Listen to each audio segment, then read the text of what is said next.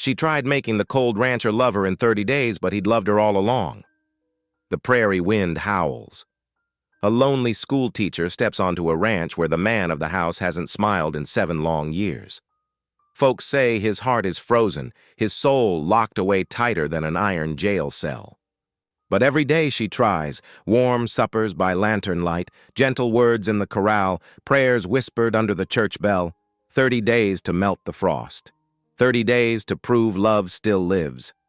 Then, hoofbeats thunder and a slick railroad.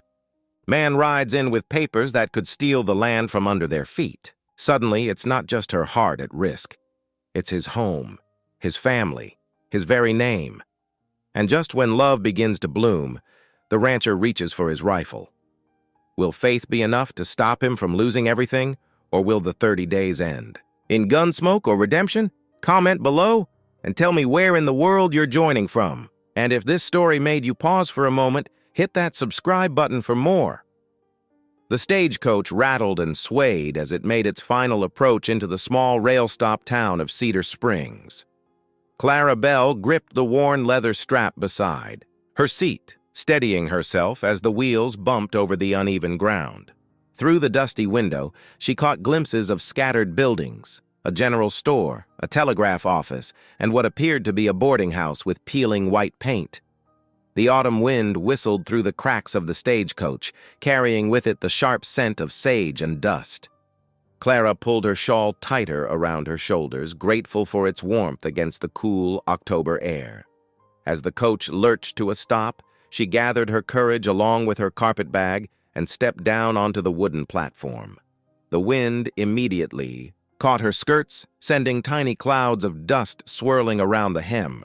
Clara smoothed the fabric with one gloved hand, conscious of the eyes watching her arrival. Several townsfolk had gathered near the station, their curious gazes fixed on the newcomer in their midst. "You must be Miss Bell," a round-faced woman called out, hurrying forward. "I'm Mrs. Peterson from the general store. We've been expecting you." Clara smiled warmly, despite her travel weariness. "Yes, ma'am.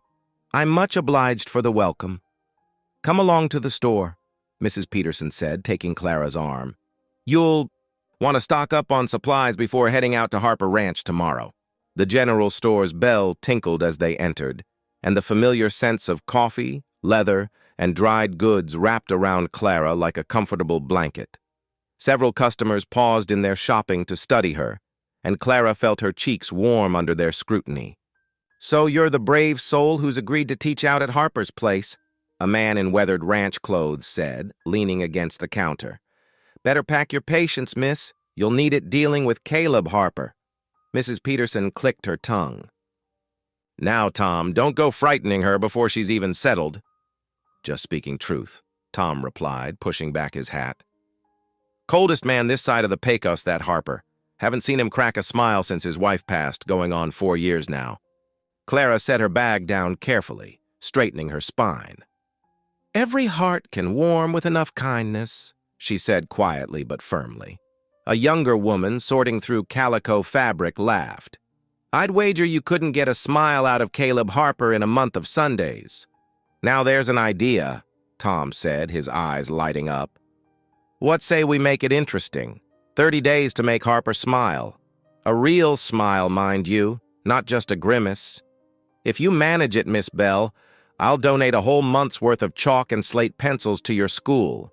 Clara felt her face flush deeper, but something inside her rose to the challenge. She thought of her own grief after losing William, how the kindness of others had slowly helped her heart to heal. "I accept your wager, Mr. Tom," she said, "though I don't do it for chalk and slate pencils. Every soul needs light, even those who've forgotten how to let it in." The gathered townsfolk exchanged glances, clearly doubting her chances. Mrs. Peterson patted her arm sympathetically. "Well, you'll need supplies either way. Let's get you sorted." After purchasing necessary items and receiving directions to the boarding house, Clara made her way down the street. The wind had picked up, sending leaves skittering across her path. The boarding house stood 3 stories tall, its white paint faded but its windows clean and welcoming. Inside, Mrs. Whitaker, the proprietor, showed her to a small but tidy room on the second floor. "Dinner's at 6 sharp," she said. "The washroom's down the hall, and there's extra blankets in the chest if you need them." Left alone, Clara unpacked her few belongings. She set her mother's Bible on the bedside table and carefully positioned her lamp beside it. The familiar routine helped settle her nerves as she thought about the challenge ahead. The room grew dim as evening approached. Clara lit the lamp, its warm glow creating a cozy circle in the gathering darkness.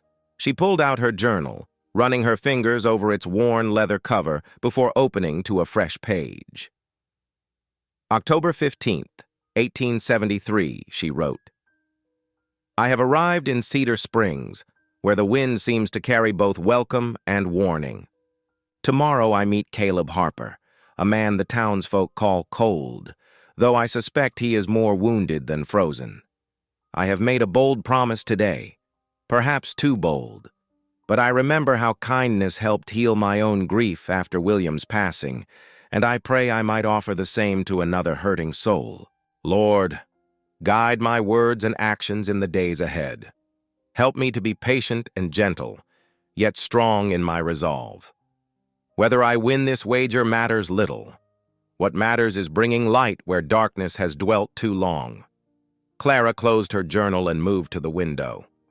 Outside, the first stars were appearing in the darkening sky, bright pinpoints of hope in the vast western night. She pressed her hand against the cool glass, thinking of tomorrow's meeting with Caleb Harper. 30 days, she whispered to herself. 30 days to help a heart remember how to smile. The wind continued its lonely song outside her window, and somewhere in the distance, a coyote called to its mate. Clara drew strength from the quiet moment, knowing that sometimes the greatest journeys began with the smallest steps. Tomorrow would bring what it would bring, but tonight she had purpose in her heart and faith in her future. She turned from the window and prepared for bed, hanging her travel-worn dress carefully and changing into her nightgown. As she knelt beside the bed for her evening prayers, Clara felt a deep sense of rightness settle over her. Whatever challenges lay ahead at Harper Ranch, she was ready to face them with kindness, patience, and unwavering faith.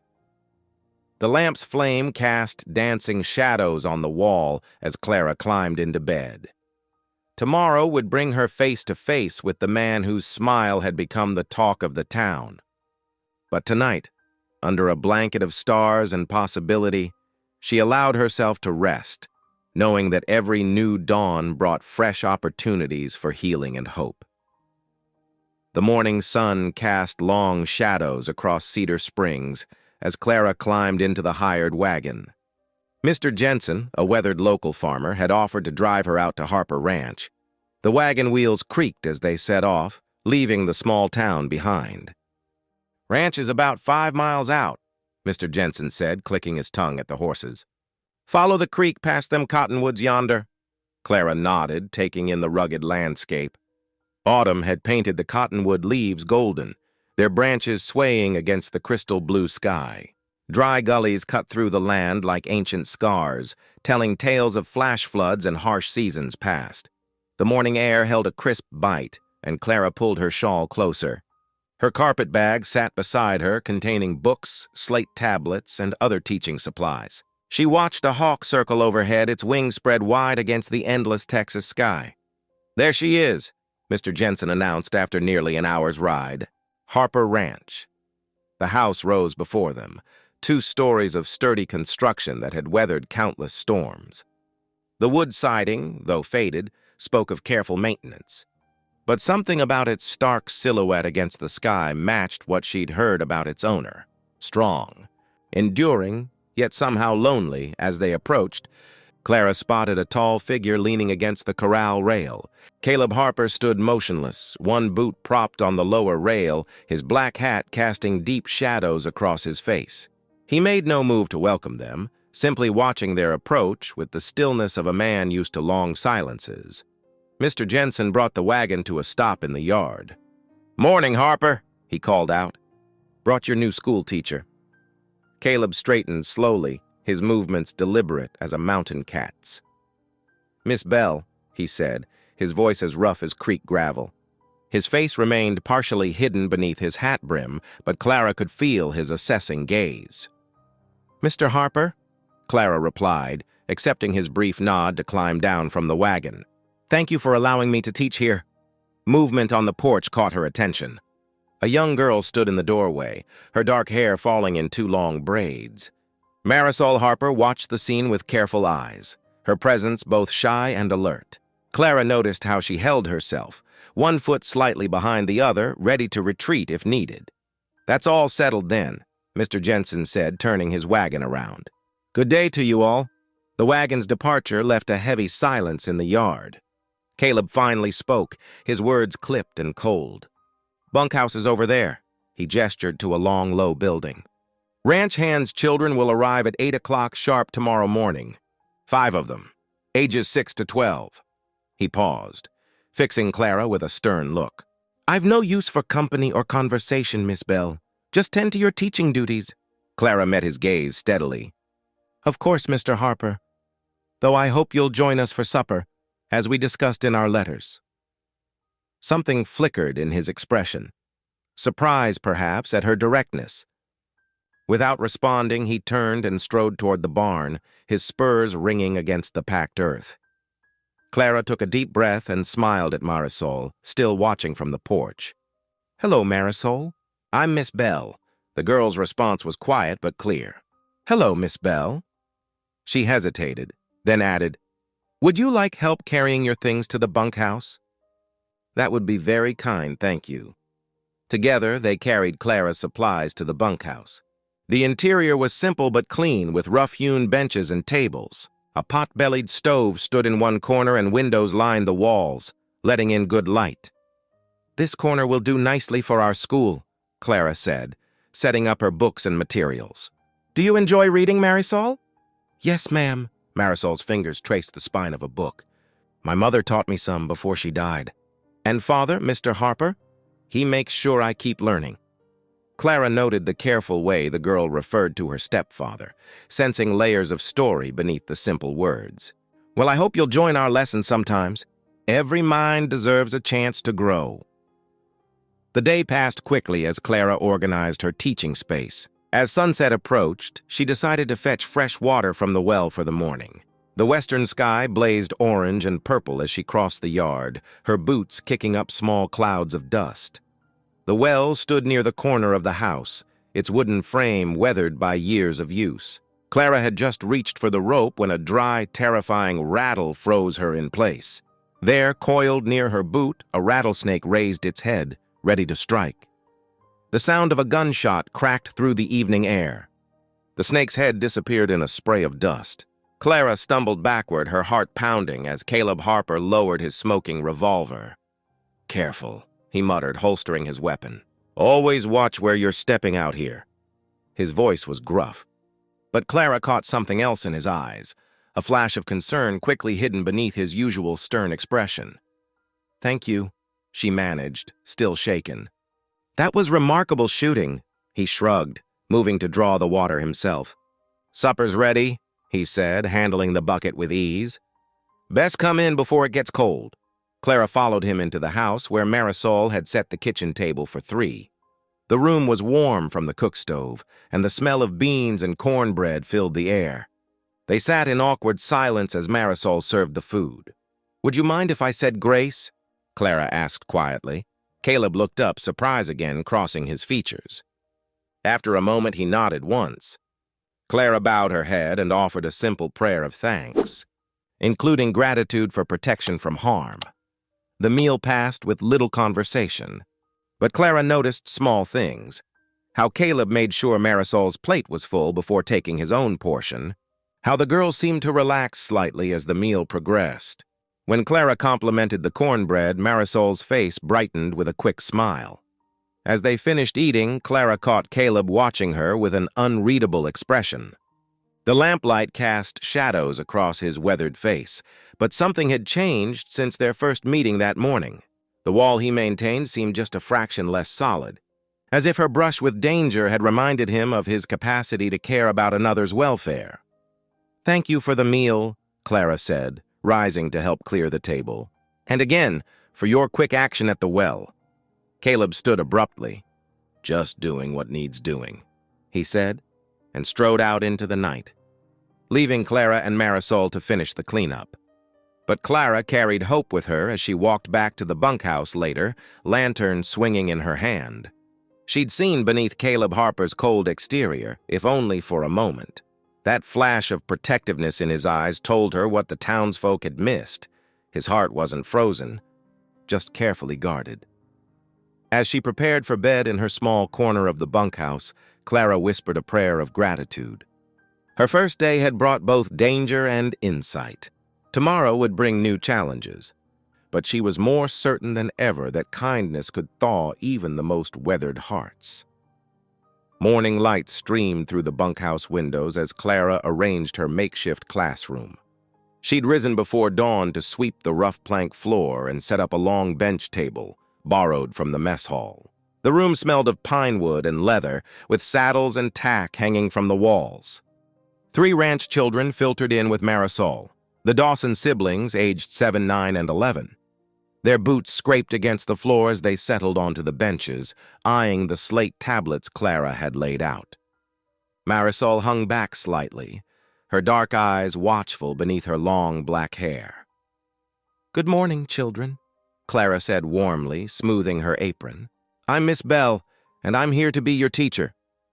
She picked up a piece of chalk and wrote her name on the small blackboard she'd propped against the wall. "Let's start by seeing what you already know."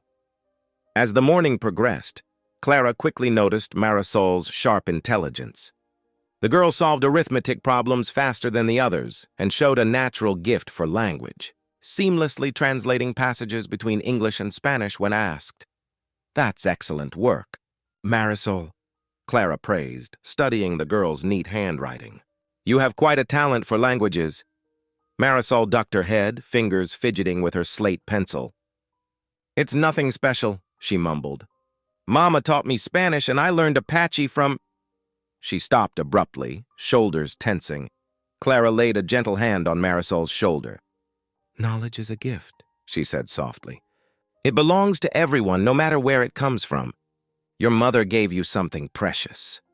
Through the open door, she caught a glimpse of Caleb on the porch, his tall frame leaning against a post. His expression was unreadable, but she knew he'd been listening.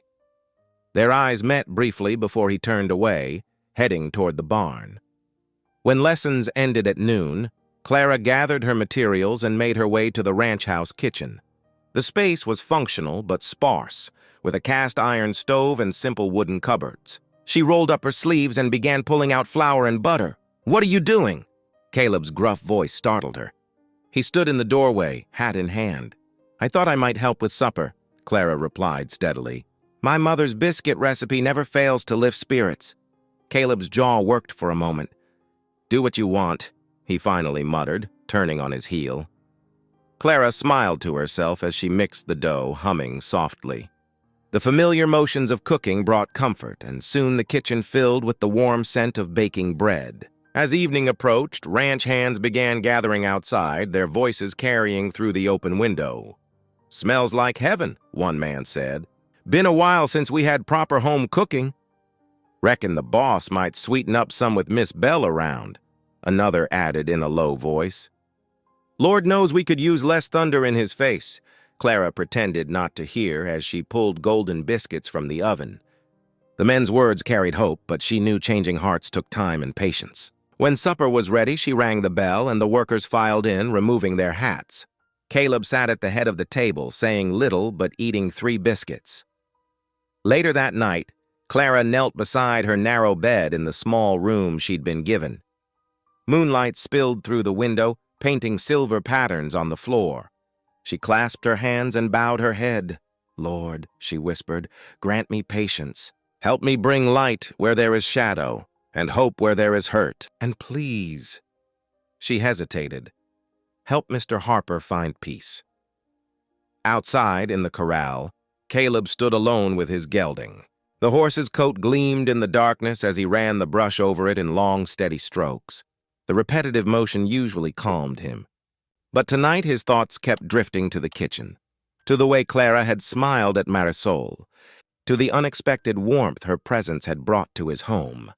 He worked the brush harder, trying to push away the unfamiliar feelings stirring in his chest. The gelding nickered softly, turning to nose at his shoulder. Caleb stopped brushing and leaned his forehead against the horse's neck, breathing in the familiar scent of hay and horse sweat. "What am I supposed to do with her?"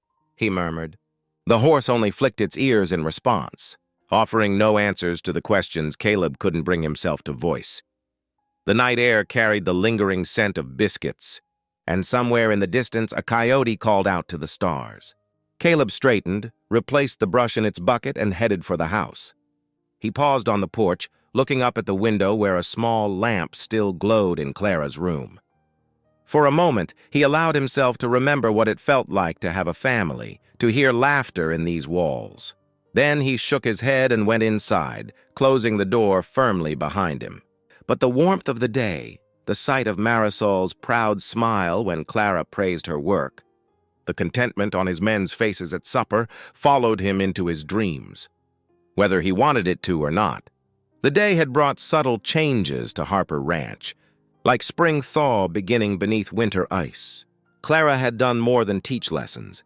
She'd planted seeds of trust in Marisol's heart and whispers of hope among the ranch hands. Even Caleb, despite his gruff exterior, couldn't deny the difference her presence had made in just one day. As night settled fully over the ranch, peace descended with it. The only sounds were the gentle rustling of cottonwood leaves, the distant lowing of cattle, and the soft whisper of prairie wind across the Texas plains. Clara and Marisol walked along the narrow path to the creek, their boots crunching on dry leaves and twigs. The autumn air held a crisp edge, making their shawls necessary against the morning chill. 2 wooden buckets swung between them, the handles worn smooth from years of use. Behind them, Harper Ranch sat quiet in the distance, smoke curling from the kitchen chimney. "Miss Bell?" Marisol's voice was soft as she stepped carefully over a fallen branch. "May I show you something?" Clara smiled warmly. "Of course, dear." Marisol led them to a small bend in the creek where cattails swayed in the breeze. She knelt and pointed to some plants growing near the water's edge. "My mother taught me about these before she—" Her voice caught. "These heal fever. And those there, they stop bleeding." Clara knelt beside her, careful of her skirts. "Your mother was very wise to teach you such things." Marisol's fingers traced the plants gently. "She was Chiricahua Apache, the strongest woman I ever knew." Her dark eyes clouded with memory. "But she got sick when I was 7. Nothing could save her, not even her medicines." The creek gurgled softly as Clara waited, letting Marisol find her words. "In town, people whisper things." Marisol plucked a blade of grass, twisting it between her fingers. "They say I don't belong here, that I'm not—" She swallowed hard. "Not proper enough for their children to play with." Clara's heart ached at the pain in the girl's voice. She reached out and took Marisol's hand. "Listen to me, Marisol Harper. Your heritage is not something to hide or be ashamed of. It's strength flowing through your veins, wisdom passed down through generations. Those who judge without understanding show only their own ignorance." Tears welled in Marisol's eyes. "Papa says the same thing. But sometimes it's hard to believe when everyone stares so. Your father is right." Clara squeezed her hand. "And you have such gifts. Your quick mind, your knowledge of 2 worlds. That's something special, not something to diminish." The thunder of hoofbeats interrupted their moment. A rider approached at a gallop, dust rising behind him. Clara recognized young Tom Wesley from the telegraph office in town. "Miss Bell! Miss Marisol!" He reined his horse to a stop. "Got me a telegram for Mr. Harper, important like from the railroad office." Clara's stomach tightened at his worried expression. "We'll take it to him straight away. They found Caleb in the barn, mending tack." His face darkened at the sight of the telegram's official seal. He read it quickly, his jaw clenching.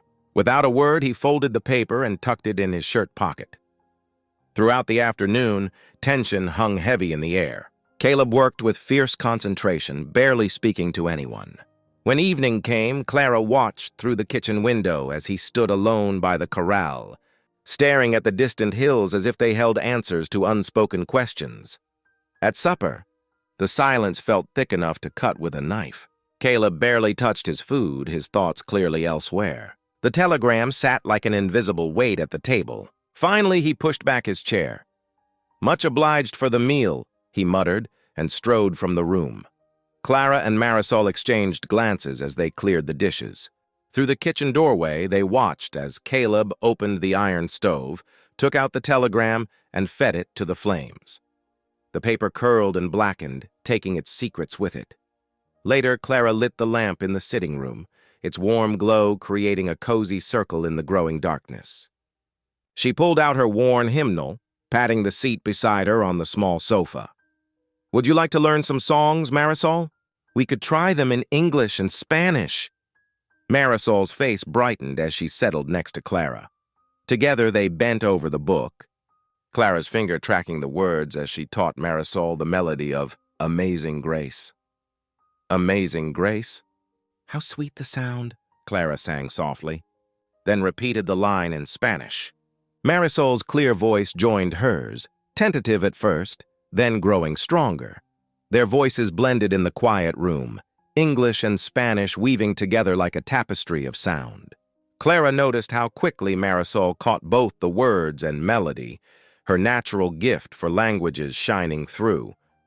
What they didn't see was Caleb in the shadowed hallway, listening. He stood motionless, one hand pressed against the wall, his face a study in conflicting emotions.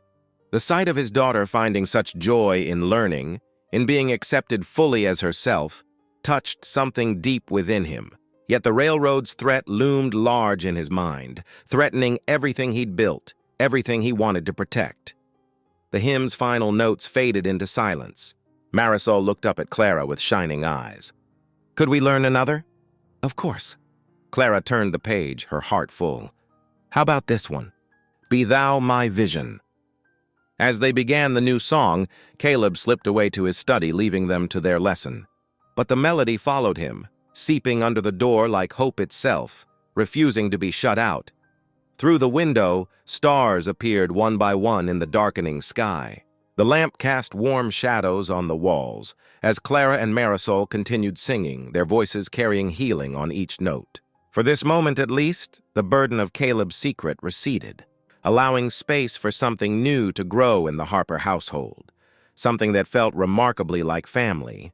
The pale dawn painted the eastern sky in watercolor shades of pink and gold. Clara pulled her shawl tighter against the morning chill as she walked beside Caleb Harper toward the far pasture. Their boots left clear tracks in the dust, and the wind whispered through the dry grass, carrying the scent of sage and sun-baked earth. Caleb moved with the ease of a man who knew every inch of his land. His hat brim cast shadows across his weathered face as he paused to study a fence post, checking its strength with calloused hands. "Needs mending come spring," he muttered, more to himself than Clara. The teacher nodded, watching how his eyes swept the distance, always alert, always searching. They crested a small rise, and the pasture spread before them, brown and vast beneath the brightening sky. A few cattle grazed in the distance, dark shapes against the horizon. "Water's running low," Caleb said finally, breaking the morning quiet. He gestured toward a creek bed where a thin ribbon of water barely gleamed. "Creek's down to almost nothing. Been that way 3 seasons running." Clara's heart ached at the worry she heard beneath his gruff words. "Surely the rains will come." "Ain't just the rain." Caleb's jaw tightened. "Water rights are thin these days. Upstream folks taking more than their share." He kicked at a clump of dried grass. "And now them surveyors been sniffing around, measuring, making marks on their fancy maps." "Have faith, Mr. Harper," Clara said softly. "The Lord provides." Caleb's laugh was harsh as the wind.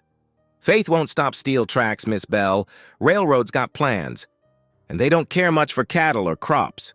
He turned away, shoulders tense beneath his worn jacket.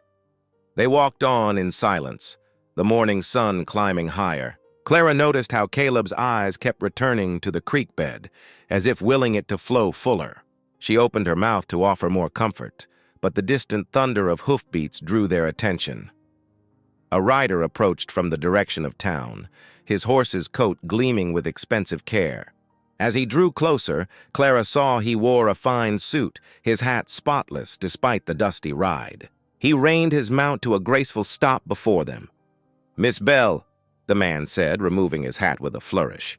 "What a delightful surprise to find you here. I'm Jonathan Albright, attorney for the railroad company." His smile was practiced and perfect as he dismounted. Clara felt Caleb stiffen beside her as Albright approached, taking her hand and holding it longer than necessary. His fingers were smooth, uncalloused, and his cologne seemed out of place in the wild pasture. "I hadn't heard our little town had acquired such a charming new school teacher," Albright continued. "Perhaps you'd allow me to escort you to town sometime? The cafe serves a passable tea, and I'd love to hear your thoughts on bringing progress to this region." Clara withdrew her hand carefully. "You're very kind, Mr. Albright, but I'm quite content here at the ranch. The children need their lessons." "Ah, but surely you deserve better than this." Albright's gesture encompassed the dry pasture, the weathered fences, the distant ranch house. "A woman of your refinement should have finer things." "The ranch suits me well enough," Clara replied firmly. She felt rather than saw Caleb's dark gaze fixed on them both. Albright's smile didn't waver, but something calculated flickered in his eyes. "As you wish, my dear. But do remember my offer." He turned to Caleb, his manner cooling. "Mr. Harper, I trust you received our telegram. The company's terms are quite generous, all things considered." "Got nothing to discuss with you," Caleb growled. "Come now, be reasonable. Progress can't be stopped, and the railroad's route is already decided. Better to profit than—" He left the threat hanging delicately in the air. "Good day, Mr. Albright," Caleb said, his voice hard as iron. The lawyer replaced his hat with another smile at Clara. "Good day, Miss Bell. I do hope we'll meet again soon." He mounted his horse with fluid grace and rode away, leaving dust devils dancing in his wake. The silence that followed felt heavy as storm clouds. Clara turned to Caleb, but his face had closed like a shuttered window. "Seems you've made quite an impression," he said finally, his words bitter as green coffee beans. Didn't take long to catch a railroad man's eye. Clara felt heat rise in her cheeks. "Mr. Harper, surely you don't matter what I think," he cut her off sharply. "Just remember you're here to teach, not court favor with men like Albright." The unfairness of his accusation stung like a slap. "I serve no man's scheme, Mr. Harper," Clara said, her voice trembling with hurt and anger. "Not yours, and certainly not Mr. Albright's. If you think so poorly of me—" "Perhaps I should return to town." Without waiting for his response, she turned and walked away, her skirts swishing against the dry grass. She held her tears until she reached her small room in the ranch house, where she finally let them fall. That evening, Clara sat at her simple desk, pen scratching across paper as she wrote to her sister by lamplight. The flame cast dancing shadows on the walls as she poured out her heart. "Dearest Sarah, I confess I'm torn. The challenge to warm Mr. Harper's heart seems more impossible with each passing day. He guards his hurts like a miser guards gold, and today he as much as accused me of betraying his trust. Yet I cannot abandon this task so soon. The children need me, especially young Marisol, and something tells me Mr. Harper needs me too, though he'd never admit it. Perhaps the Lord placed me here for just such a trial. Give me strength to persevere." Outside in the yard, Caleb Harper sat alone on the porch steps, a cup of bitter coffee cooling in his hands. The night pressed close around him, broken only by the distant cry of a coyote. His dark thoughts circled like vultures. The railroad's threats, Albright's smooth words, Clara's hurt expression. He took another sip of coffee, grimacing at its coldness, but made no move to go inside. The darkness suited his mood, and the stars offered no answers to his troubled heart. The morning sun climbed higher as Clara steered the borrowed wagon toward town, her thoughts drifting between lesson plans and the previous day's tension with Caleb. The wooden wheels creaked beneath her, kicking up small clouds of dust along the rutted trail. She had borrowed old Mr. Jensen's wagon, the ranch hand happy to lend it for her supply run. Inside the mercantile, The brass bell above the door announced her arrival with a cheerful ring. The familiar scents of leather, coffee beans, and dried goods filled the air. Mrs. Peterson, the owner's wife, looked up from her sweeping with keen interest. "Well, if it ain't our new school marm," she said, leaning on her broom. "How are you finding life out at Harper's Place?" Clara smiled politely as she moved toward the shelf of school supplies. "Just fine, thank you. The children are eager to learn. That's so?" Mrs. Peterson's eyes sparkled with curiosity. "And how's that Caleb Harper treating you? Still wearing that thundercloud expression?" Before Clara could answer, the door chimed again. 3 women from town entered, their conversation already in full swing about the railroad's latest offers. Clara pretended to study a primer while listening. "Albright's offering double what my Hank paid for our South Acres," one woman said, adjusting her bonnet strings. "Says the railway station will bring hundreds of new settlers. Heard he's promising shops, hotels, even a proper church building," another added. "Some folks are mighty tempted." Clara's fingers tightened on the book she held. She thought of Caleb's burned telegram, his tense jaw when Albright visited. The pieces were fitting together like a troubling puzzle. Mrs. Peterson joined the gossip circle. "That Albright's got honey on his tongue, sure enough. But I reckon some promises are sweeter than they are solid." Clara gathered her supplies. 3 primers, a stack of paper, pencils, and a fresh bottle of ink. The women's voices dropped lower as she approached the counter. "Speaking of Mr. Albright," Mrs. Peterson said, tallying Clara's purchases, "he was in here earlier, asking particular questions about you, Miss Bell." Heat crept up Clara's neck. "Was he indeed? Said you deserved better than teaching at some failing ranch." Mrs. Peterson's eyes held warning. "That man's got plans, and they ain't all about railroad tracks." Clara paid for her supplies, tucking them safely in her basket. "Thank you for the warning, but I'm quite capable of managing my own affairs." The afternoon sun had passed its peak when Clara finally started the journey back to Harper Ranch. Her mind churned with the town's gossip, worried about what pressure Albright might bring to bear on Caleb's land. The wagon wheels turned steadily until they didn't. With a sickening lurch, the right wheel caught in a deep rut. Clara felt the wagon tip precariously, her heart leaping to her throat. She gripped the reins tight, trying to steady the startled horse. The sound of thundering hooves approached from behind. Before she could turn, Caleb Harper appeared on his bay gelding, face set with concern. He dismounted in one fluid motion, boots hitting the ground with practiced ease. "Hold steady," he commanded, voice gruff but not unkind.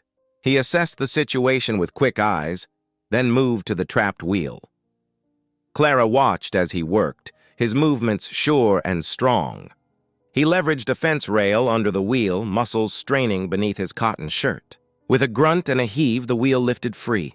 "Much obliged," Clara said softly when he finished. Dust coated his clothes, and sweat darkened the band of his hat. Caleb merely nodded, mounting his horse. "I'll ride alongside. Case of more trouble." They traveled in silence, but Clara felt the weight of his presence beside her like a shield. When she snuck glances his way, she caught him scanning the horizon, ever vigilant. The sun was setting when they reached the ranch, painting the sky in deep oranges and purples. Clara's heart warmed when she saw Marisol waiting on the porch, sketch paper in hand. To her surprise, Caleb followed them into the house instead of retreating to the barn as usual. He even sat at the supper table without prompting, though his shoulders remained stiff as boards. "How was town?" Marisol asked, helping Clara unpack the school supplies. Clara caught herself before mentioning the railroad gossip. Instead, she shared a lighter moment. "Well, you should have seen old Mr. Turner's mule. That obstinate creature planted himself right in front of the mercantile door and refused to budge for nearly an hour." "What happened?" Marisol's eyes danced with amusement. Mrs. Peterson finally lured him away with an apple, but not before he scared poor Miss Adelaide half to death by sneezing on her new hat. Marisol's laughter filled the kitchen like music. Clara noticed Caleb's expression soften just slightly, the corner of his mouth twitching upward. It wasn't quite a smile, but it was something. Progress, like spring water wearing down stone. As they ate their simple meal of beans and cornbread, Clara offered a silent prayer of gratitude. The walls Caleb had built weren't crumbling, not yet, but hairline cracks were forming. She'd seen it in his eyes when he'd come to her rescue, in the way he now sat with them instead of eating alone. Marisol shared stories from her drawing practice, showing Clara a sketch of a meadowlark she'd seen that morning. Caleb listened quietly, cutting his cornbread into neat squares. When Marisol mentioned wanting to draw horses next, he cleared his throat. "Could show you how they move," he said, voice rough but gentle. "Tomorrow, maybe. If Miss Bell don't mind you taking a break from lessons?" Clara's heart swelled at this small offering. "I think art is a fine lesson in itself," she said carefully, not wanting to startle this newfound openness. Later, as Clara prepared for bed in her small room, she heard Caleb's boots on the porch boards, his nightly patrol of the property. But tonight, she noticed, he lingered longer near her window than usual, as if standing guard. She knelt beside her bed, hands clasped in prayer. "Thank you, Lord," she whispered, "for the gift of patience, for small victories, and for showing that even the hardest hearts can soften, given time and tender care." The days settled into a gentle rhythm at Harper Ranch, like the steady beat of horse hooves on packed earth. Each morning, Clara rang the small brass bell outside the bunkhouse, calling the children to lessons. The autumn air grew crisper, carrying the scent of sage and distant snow from the mountains. Inside the makeshift classroom, Clara guided small hands through their letters while Marisol helped the younger ones. The girl had blossomed under Clara's care, her natural gift for languages making her an invaluable bridge between English and Spanish-speaking children. From his daily tasks, Caleb would pause near the bunkhouse window, pretending to check fence posts or adjust stirrups, but Clara noticed how his ears turned toward the sound of learning. When Sunday dawned bright and clear, Clara smoothed her best blue dress and touched the silver cross at her throat. At breakfast, she cleared her throat softly. "The church bell will ring at 10 o'clock, she said, buttering a biscuit. "I'd be honored if you and Marisol would join me." Caleb's coffee cup paused halfway to his lips. "Got fence mending to do." "The fence will keep another day," Clara replied, her voice gentle but firm. "Pastor Harlan gives a fine sermon." Marisol looked up from her plate, hope brightening her dark eyes. "Could we, Papa? I've never been inside the church." Something shifted in Caleb's weathered face.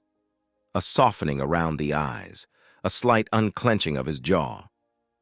He studied his stepdaughter's eager expression, then glanced at Clara. "Reckon the Lord won't strike me dead for showing up once," he muttered. Clara's heart lifted. "I reckon not," she said, hiding her smile behind her napkin. An hour later, their wagon rolled into town.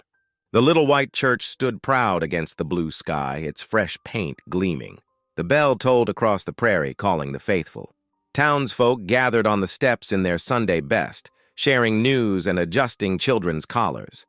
Conversation hushed as Caleb Harper helped Clara and Marisol down from the wagon. Whispers rippled through the crowd. The notorious recluse, the man who hadn't darkened a church door in years, stood awkwardly in his cleaned boots and pressed shirt. Hat clutched in calloused hands, Clara nodded warmly to familiar faces, keeping close to Marisol as they climbed the wooden steps. The girl's shoulders had tensed, but Clara's steady presence seemed to give her courage. Inside, light streamed through simple glass windows, painting rainbow patterns on rough-hewn pews. They settled in a back bench, Marisol between them. The wood creaked beneath their weight as Pastor Harlan took his place behind the pulpit. His kind eyes swept the congregation, lingering briefly on the Harper family with quiet approval.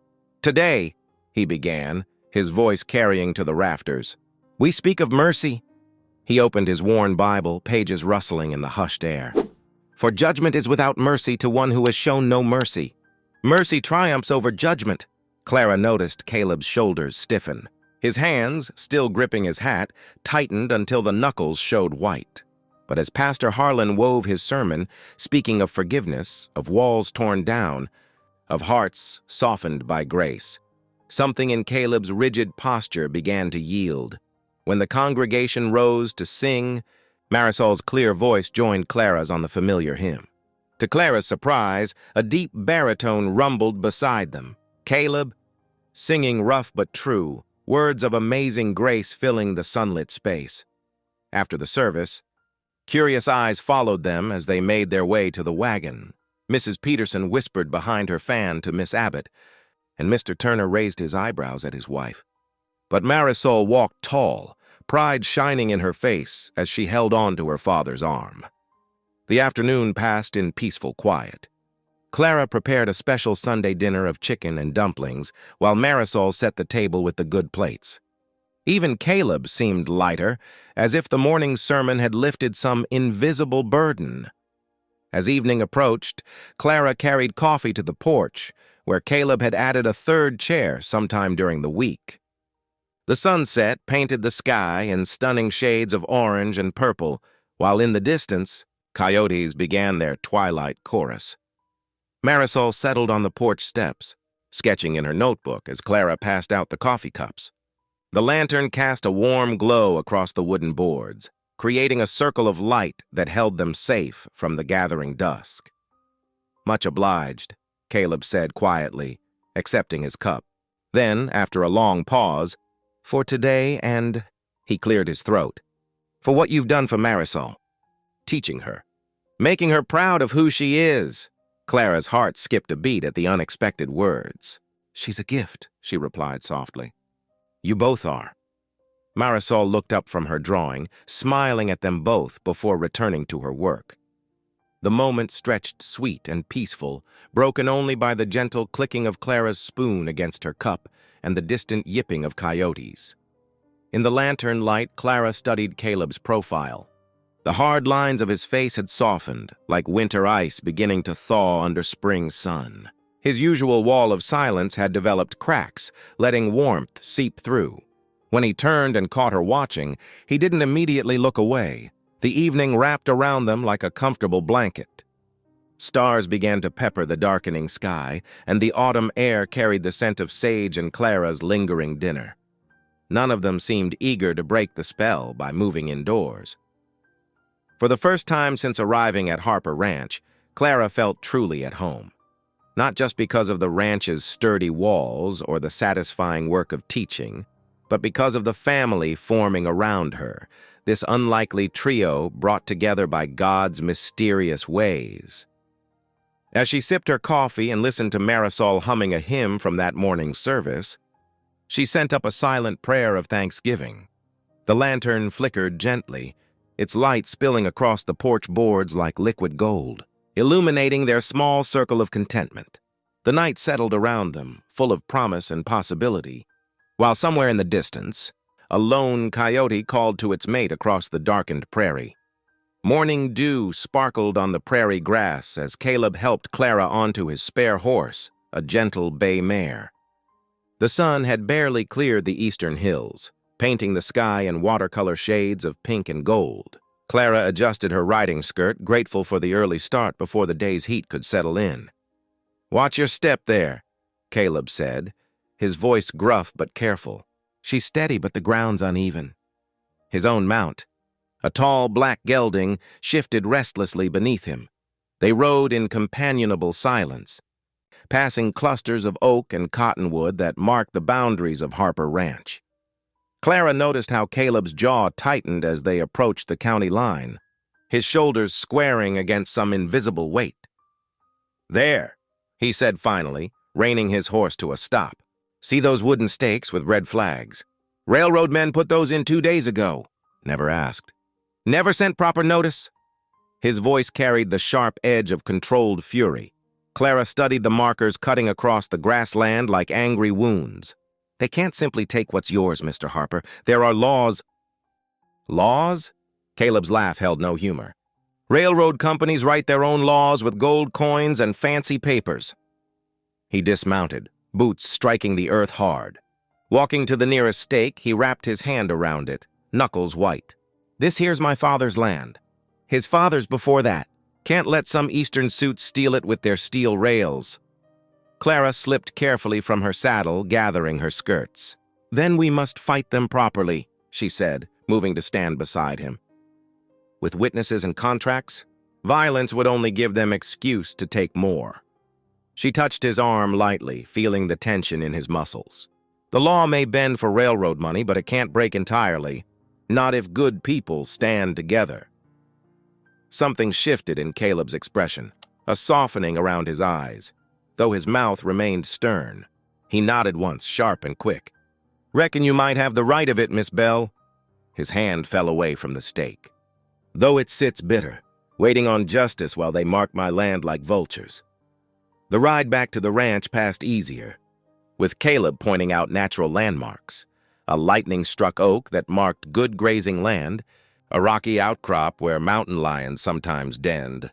Clara listened, understanding that his knowledge of every hill and hollow was more than pride. It was love for the land itself. As they approached the ranch house, Marisol burst from the porch waving a sheet of paper. Her dark eyes shone with excitement. "Clara, father, look what I made during my morning studies." Clara dismounted first, smiling at the girl's enthusiasm. Marisol thrust the paper forward, revealing a carefully drawn sketch. 3 figures stood before a simple house, a tall man in a hat, a woman with flowing skirts, and a young girl between them. Their hands were linked, forming an unbroken chain. "It's us," Marisol said softly, suddenly shy. "Our family." Caleb went still as stone.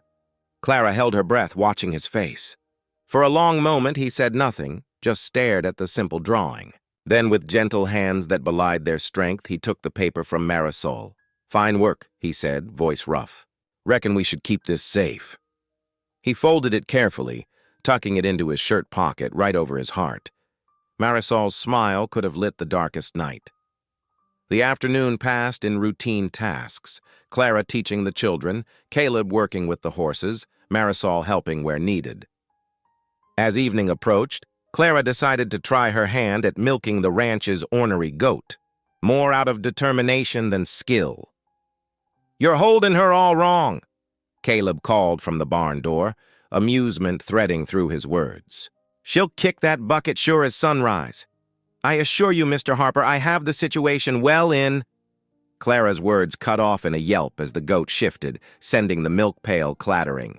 She sat back in the straw, hair falling loose, while the goat gave her what could only be described as a smug look. Then something remarkable happened. Caleb Harper laughed. Not a chuckle, not a snort, but a full, rich laugh that seemed to surprise him as much as anyone. The sound filled the barn like sunshine, warming every shadow. "Lord have mercy," he said, wiping his eyes. "I haven't seen such a sight since—" He stopped, memory clouding his face, but the smile lingered at the corners of his mouth. Clara found herself laughing too, brushing straw from her skirts. "Well, I'm glad my agricultural mishaps provide such entertainment, sir." Her eyes met his, and for a moment the air between them held something soft and precious. Supper that evening felt different. The usual silence gave way to comfortable conversation. Marisol told stories from her lessons, her hands dancing as she described the adventures of ancient Greek heroes. Caleb actually contributed more than single-word responses, sharing tales of his own school days that had both Clara and Marisol giggling. Later, after the dishes were cleared and Marisol had gone to bed, Clara knelt beside her bed in the small room she'd come to think of as home. The moonlight spilled through her window, silver and peaceful. "Thank you, Lord," she whispered, "for this day." For laughter returned to these walls, for the healing of hearts, even those that seemed forever closed. She paused, adding softly, "And thank you for showing Mr. Harper that family can grow in unexpected ways." In the hallway outside her door, boots scuffed quietly on the wooden floors. Clara held her breath, hearing the hesitation in those steps. A shadow passed beneath her door, paused, then moved away without knocking. But the very fact that Caleb had considered it, had wanted to speak with her, felt like its own kind of miracle.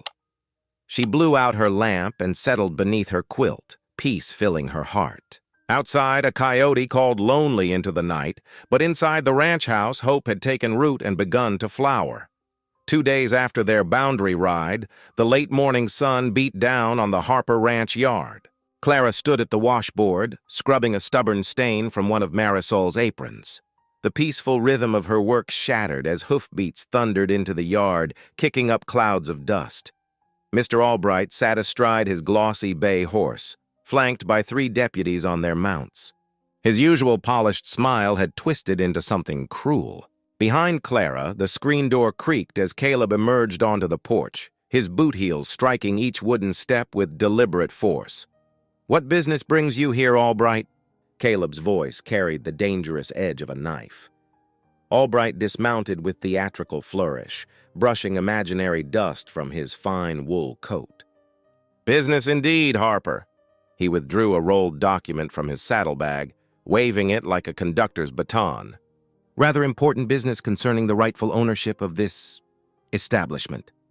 Clara's hands stilled on the washboard. She watched Caleb's face darken like an approaching storm. The deputies shifted in their saddles, hands hovering near their holsters.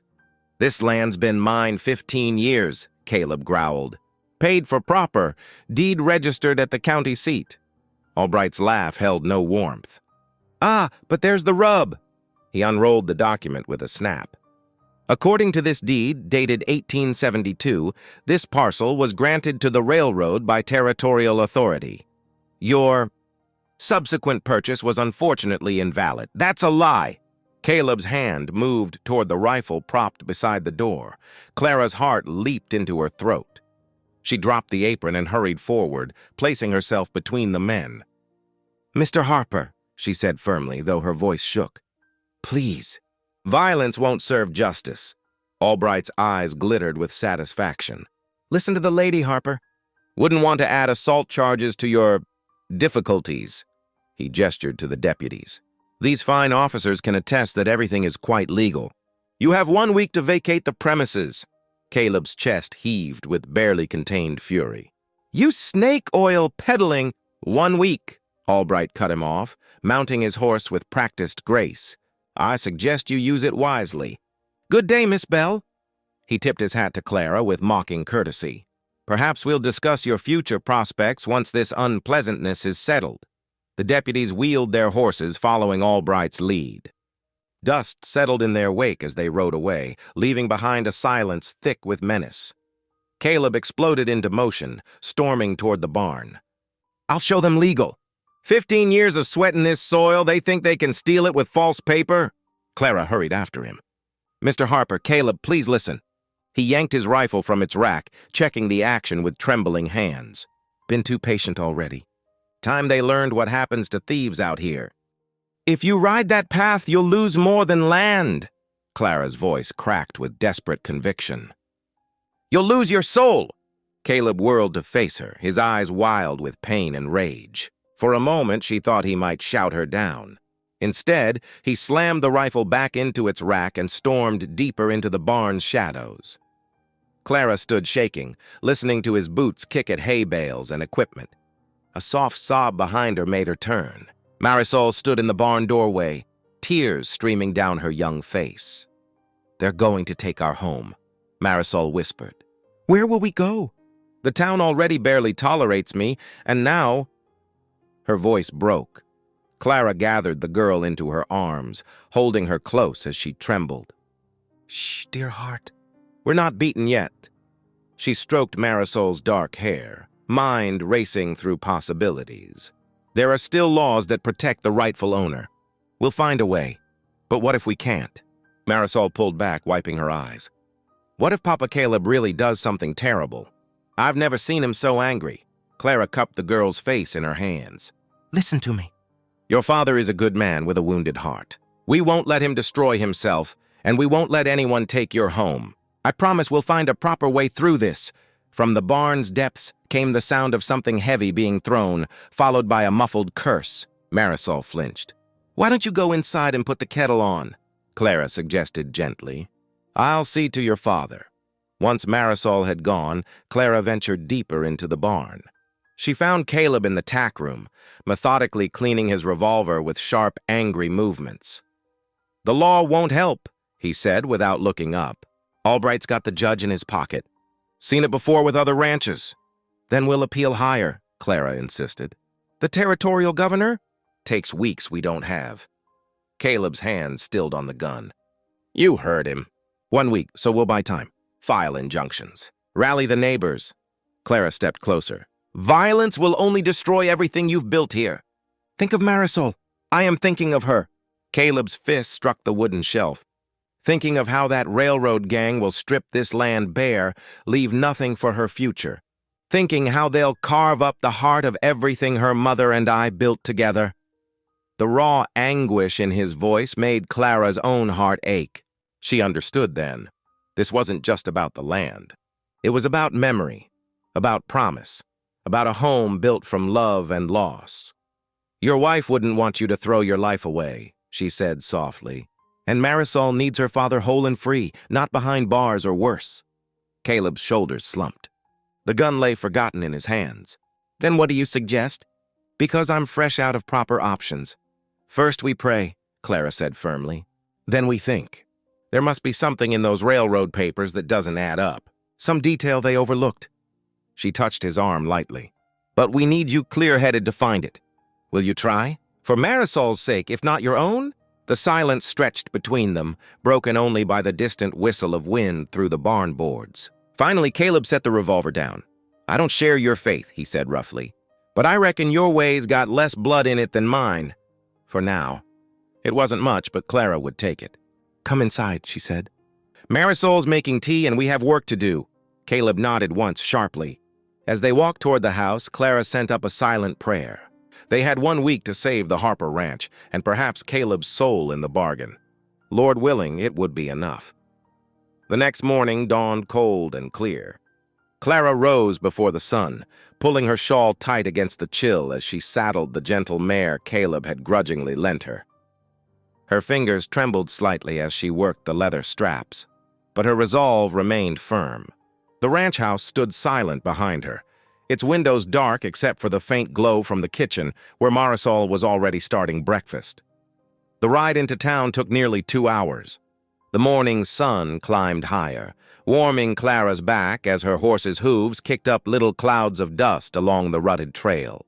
She rehearsed her arguments in her mind, praying for wisdom and the right words when she reached the courthouse. The courthouse itself was a stark wooden building, its fresh paint and brass fittings marking it as one of the newest structures in town. Clara tied her horse at the hitching post, straightened her skirts, and climbed the steps with determined strides. Inside, musty air and the scratch of pen nibs greeted her. The county clerk, a thin man with wire-rimmed spectacles, barely glanced up from his ledger. "Help you, ma'am?" "I need to research land deeds," Clara said, keeping her voice steady. "Particularly those pertaining to the Harper Ranch and any associated treaty rights." The clerk's pen paused. "Harper Ranch, you say?" His tone carried a note of dismissal that made Clara's spine stiffen. "Yes, sir. And any documents regarding Apache territorial agreements in the region?" He sniffed. "Those records ain't for public viewing, ma'am. Especially not involving Indian matters." Clara planted both palms on his desk, leaning forward. "Sir, I believe the law states otherwise. These are public records, and I have every right to examine them." The clerk opened his mouth to argue, but a familiar voice interrupted from the doorway. "She's correct about that, Thomas." Pastor Harlan stepped inside, his weathered face creasing with a gentle smile. "The lady has the right to study those documents." Under the pastor's steady gaze, the clerk reluctantly pulled out several leather-bound volumes and yellowed papers. Clara spent the next 3 hours carefully examining each page, her finger trailing down columns of spidery handwriting. Finally, in a treaty document dated 15 years prior, she found what she sought. "Look here," she whispered to Pastor Harlan, who had stayed nearby. "This clause specifically protects lands where tribal members maintain residence. With Marisol being Caleb's legal daughter and of Chiricahua descent." The pastor nodded slowly. That could indeed be significant. "But Clara," his eyes held concern, "you'll need more than paper laws. You'll need testimony from Marisol's mother's people." "The reservation agency," Clara said. "Could they help?" "Worth trying. Agent Thompson there is a fair man, despite everything. He might connect you with some of Marisol's kin who could speak to her heritage." The clerk had been listening, his face pinched with disapproval. "Won't hold up," he muttered. "No court around here takes Indian claims serious-like." Clara gathered the documents carefully. Then perhaps it's time they started, sir. She nodded her thanks to Pastor Harlan and strode out, head high. The afternoon sun was already westering by the time Clara finished copying the relevant passages and speaking with the reservation agent. Her back ached from hours of writing, but hope burned bright in her chest. The agent had indeed known of Marisol's mother and promised to send word to her remaining family. Shadows stretched long across the trail as Clara rode homeward. The autumn wind carried the scent of sage and coming frost. She rehearsed how to present her findings to Caleb, knowing his stubborn pride might blind him to this chance. The ranch yard was eerily quiet when she arrived. No sounds came from the bunkhouse, and the usual evening activities seemed suspended. Clara's heart clenched when she spotted Caleb sitting on the porch steps, methodically running a whetstone along his rifle barrel. The sharp scraping sound cut through the dusk. Clara dismounted slowly, watching him. His face was set in hard lines, his movements precise and dangerous. "You've been gone all day," he said without looking up. The whetstone scraped again. "I found something, Caleb." Clara climbed the steps, fighting the urge to step back from the weapon in his hands. Something that might save the ranch legally. "Ain't nothing legal gonna help now." His voice was flat. "Only thing men like Albright understand is force." Clara pulled out her carefully copied documents. "There's a treaty clause. Because of Marisol's heritage, this land has protected status. If we can prove her connection to the Chiricahua people..." Caleb's harsh laugh cut her off. "Treaty rights? For Indians?" The whetstone moved faster. "You're living in a dream world, teacher. No white man's court will honor those papers. They'll have to if we present it properly. The agent is contacting Marisol's relatives. With their testimony..." "Enough!" Caleb stood abruptly, the rifle gleaming dully in the fading light. "I won't stake my daughter's future on the mercy of men who've never shown any, who'd drag her heritage through their courts like a circus show." His voice dropped lower. "I know how to protect what's mine. Through violence?" Clara stepped closer, though her heart hammered. "Is that the legacy you want for Marisol? More bloodshed, more hate?" Something flickered in Caleb's eyes, but he turned away. "Go inside, Clara. This ain't your fight." "It became my fight the moment I stepped onto this ranch." She touched his arm gently. "The moment I came to care for you both." He stiffened but didn't pull away. For a long moment, only the evening wind spoke between them. Finally, Caleb walked into the darkness of the yard, rifle still in hand. Clara found Marisol in the kitchen, her young face drawn with worry. Without words, they clasped hands and moved to Clara's small room.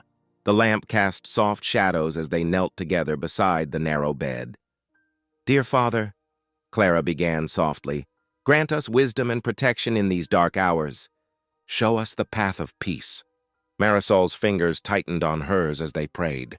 Clara felt the girl's tears falling silently and drew her close, stroking her dark hair. In that moment, she knew she would fight with every breath to protect this child, this family they were becoming. "Your mother's people may be able to help us," Clara whispered when they finished praying. "Would you be willing to speak of your heritage? To help save your home?" Marisol lifted her head, eyes shining with a mixture of fear and determination. "I am not ashamed of who I am," she said quietly. "My mother taught me to be proud of our ways, our stories. If it will help Father..." She straightened her shoulders. "I will speak." Clara hugged her tightly, this brave young woman who bridged two worlds.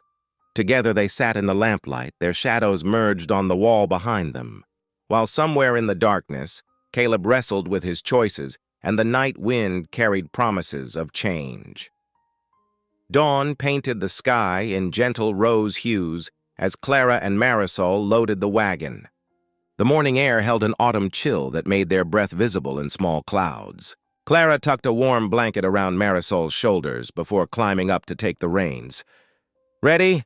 she asked softly. Marisol nodded, though her hands twisted nervously in her lap. The wagon wheels creaked as they set out, following the rutted trail that would take them to the reservation agency. The journey stretched before them, marked by the slow passing of sun-bleached grass and scattered mesquite. They shared a simple lunch of cornbread and dried apple slices, the wagon swaying beneath them. Marisol grew more quiet as the miles passed, until finally she whispered, "What if Grandfather doesn't remember me?" Clara squeezed her hand. "Your mother's people hold family dear. Trust in that." The afternoon sun was low when they finally spotted the agency buildings. Plain wooden structures surrounded by scattered lodges. Several children paused in their play to watch the wagon approach. An older man emerged from the main building, his silver hair catching the light. Marisol's breath caught. "That's him," she whispered. "Grandfather." Elder Taza stood straight and dignified as they drew near. His dark eyes studied them carefully, then softened as they fell on Marisol. He opened his arms, and she flew into them, tears flowing freely. "Little dove," he murmured in Apache, using her mother's name for her. "You have grown tall and strong." Clara waited respectfully until they parted, then introduced herself. Elder Taza listened intently to their situation, his weathered face grave. Without a word, he went inside and returned with a leather document case. "We keep our own records," he said, carefully withdrawing yellowed papers. "This treaty, signed 15 summers ago, speaks of the rights of our people and their children to remain on ancestral lands." His finger traced the careful script. "It comes before any railroad claim." Clara's eyes filled with tears as she examined the document. "You'll testify to this?" "I will speak truth before any court," Elder Taza said firmly. "My granddaughter's home must be protected." As evening approached, they joined other families around the agency fire. The aroma of rabbit stew filled the air as stories were shared, tales of hardship and broken promises, but also of enduring hope and unshakable faith. Clara listened with humble attention, watching Marisol's face glow with newfound pride in her heritage. Night settled over the camp like a blanket of velvet studded with stars. Clara gazed upward, feeling a deep sense of rightness in her soul. Beside her, Marisol slept peacefully, finally at home in both her worlds. The next morning's sun found Clara and Marisol heading home, their wagon kicking up clouds of dust along the well-worn trail. Both were weary from travel but carried hope like precious cargo. Marisol clutched the treaty papers close, while Clara guided the horses with steady hands. As they approached Harper Ranch, Caleb burst from the barn, his face a mix of relief and anger. He'd clearly been watching the road. His boots thundered across the yard as he strode toward them. "Where in blazes have you been?" he demanded, helping them down from the wagon. His hands lingered a moment too long on Clara's waist, betraying his concern.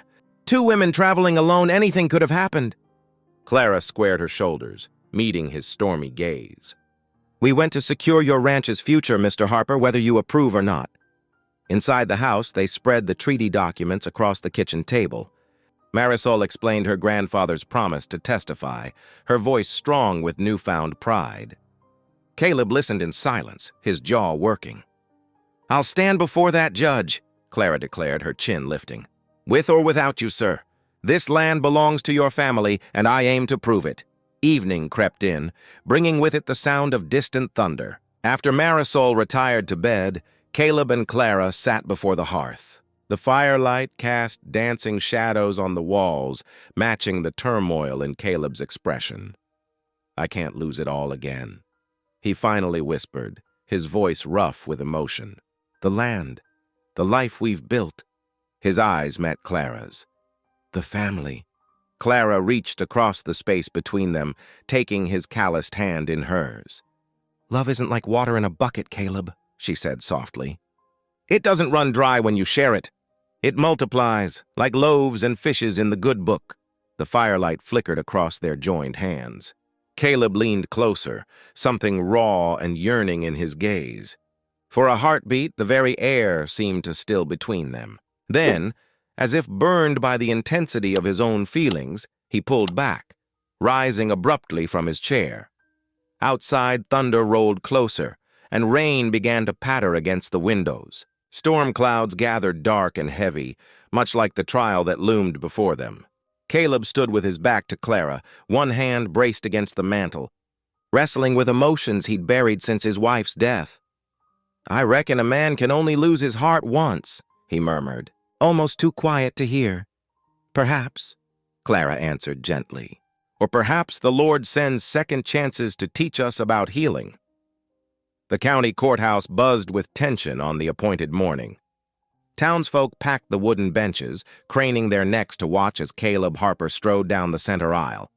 His long coat concealed the Winchester rifle pressed against his leg.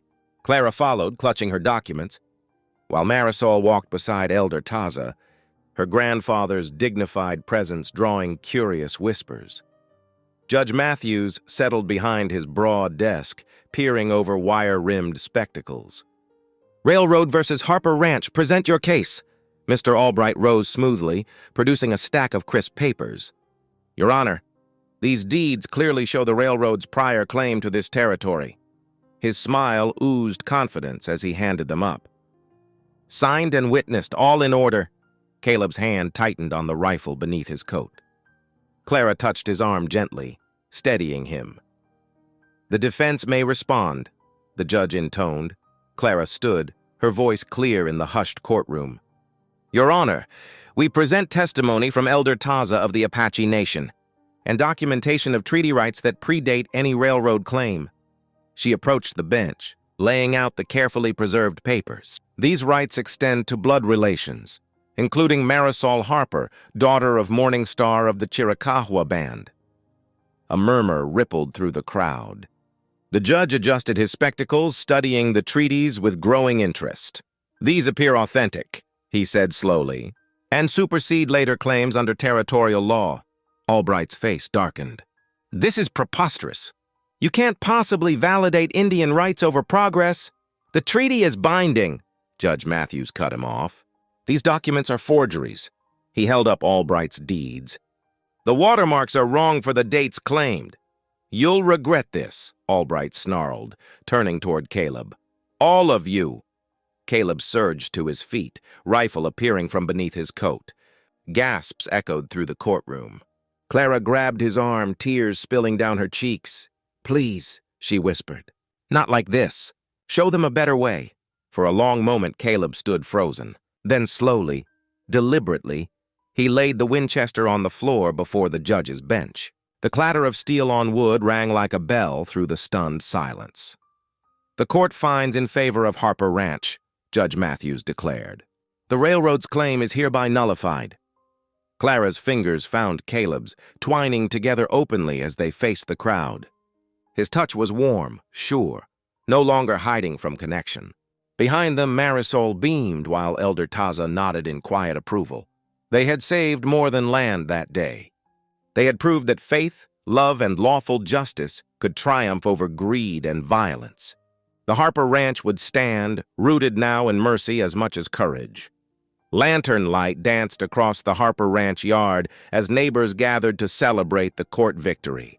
The autumn evening air carried fiddle music and the sweet scent of Clara's apple pies cooling on the windowsill. Ranch hands had cleared the barn floor for dancing, stringing up colored paper lanterns that cast warm circles of light across weathered wooden walls. Marisol twirled in her best dress, her dark hair adorned with ribbons that caught the lamplight. Ranch hands took turns asking her to dance, treating her with the same respect they showed any young lady. She moved gracefully between partners, her smile bright as starlight, no longer afraid to claim her place in both worlds. Clara watched from the porch steps, her heart full at the sight of so much joy.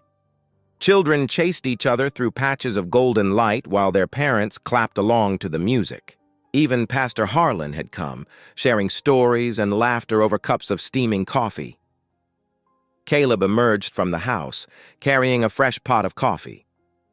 The stiffness that had always haunted his shoulders was gone, replaced by an ease Clara had never seen before. He paused to watch Marisol dance, and a smile, unguarded and genuine, spread across his weathered face. "First time I've seen you smile proper," Clara said softly as he settled beside her on the steps. "Reckon I've got reason to." His voice was gruff with emotion. He set the coffee pot down, turning to face her in the gentle evening light. "Clara, There's something I need to say. She waited, her heart quickening as his calloused hand found hers. I loved you from the moment you stepped down from that wagon, he confessed, voice rough. So brave and determined even when I did my best to chase you off. But I was afraid of failing you like I failed Sarah, afraid of not deserving another chance at happiness. Tears spilled down Clara's cheeks as she squeezed his hand. Oh, Caleb, love had already bound us together long before tonight. I knew it in my heart, even when you were at your most stubborn. He reached up, brushing away her tears with gentle fingers. I don't deserve you, Clarabelle. Love isn't about deserving, she whispered. It's about choosing every day, and I choose you, Caleb Harper. In the soft glow of the porch lantern, Caleb drew her close. Their kiss was tender and sweet, filled with all the love that had bloomed slowly between them over those challenging weeks. Behind them, fiddle music floated on the evening breeze, and the stars shone bright in the vast Texas sky. Later that night, Clara opened her journal one last time. By lamplight, she wrote the words her heart had known all along. He'd loved me from the beginning. If something in this story whispered to your spirit, stay a while. Subscribe and come back tomorrow. The next story may be the one you didn't know you needed.